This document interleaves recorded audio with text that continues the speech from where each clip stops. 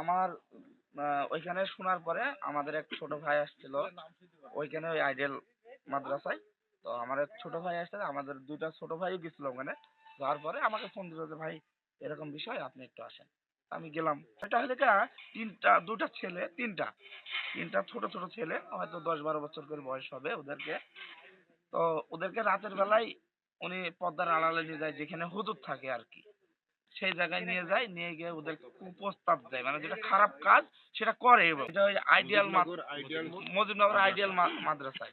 আমরা ওইখানে কর্তৃপক্ষের সাথে যখন কথা বললাম, কর্তৃপক্ষ আমাদেরকে সাথে কথা বলার সময় বললো, আমরা সব রকম ছেলেমেয়েদের জিজ্ঞাসা করলাম, কর্তৃপক্ষ শুনলো, আমরাও শুনলাম। তাহলে হুজুর নিয়ে আসে। তো হুজুর নিয়ে আসা আমাকে, মানে আমরা কয়েকজন আছি, আমাদেরকে বলছে ঘরের মধ্যে চলেন, আমরা এটা গোপনে সেরে ফেলি। এটা তো গোপনের সারা কিছু না। আমার সন্তান আপনার সন্তান, আপনার সন্তান আমার সন্তান। আমার সামনে যাতে আপনার সন্তানের কিছু হয়, সেই দায়িত্বটাও কিন্তু আমার, কারণ আমিও একজন বাপ। আমার কিন্তু দায়িত্ব আছে একটা সন্তানের প্রতি। তো সেই জায়গায় থেকেই আমরা এর প্রতি নিন্দা এবং প্রতিবাদ জানাচ্ছি, এবং এই প্রতিষ্ঠানগুলো অবিলম্বে বন্ধ চাই। একটি শিক্ষক 3টা ছেলেকে বলাৎকার করেছে এবং তাদেরকে জিজ্ঞাসাবাদ করেছে অনেকে। তো তিনারা বলেছে, বাচ্চারা বলেছে যে হ্যাঁ তাদেরকে বলাৎকার করেছে। যাই হোক, এই ধরনের প্রতিষ্ঠানে রহ আমরা দেখছি সচরাচর এই ধরনের বলাৎকার হচ্ছে।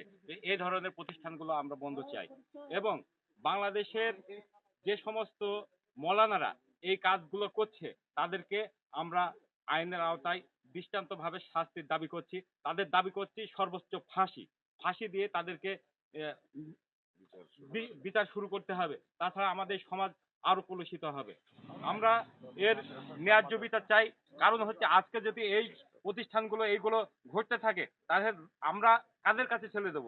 আমরা শিক্ষা অর্জন করার জন্য আমরা অভিভাবক, কিন্তু আমরা যখনই মাদ্রাসাতে আমাদের ছেলেদের দিয়ে আসি, কিন্তু অভিভাবক কিন্তু তারা। সেই অভিভাবকের জায়গা থেকে তারা যদি এই ধরনের বলাৎকার করে তাহলে আমরা কোন জায়গায় দেবো আমাদের ছেলেদের? তাই অবিলম্বে এই ধরনের ন্যাক্কারজনক ঘটনার আমরা তীব্র নিন্দা জানাচ্ছি এবং আমরা বিচার চাই।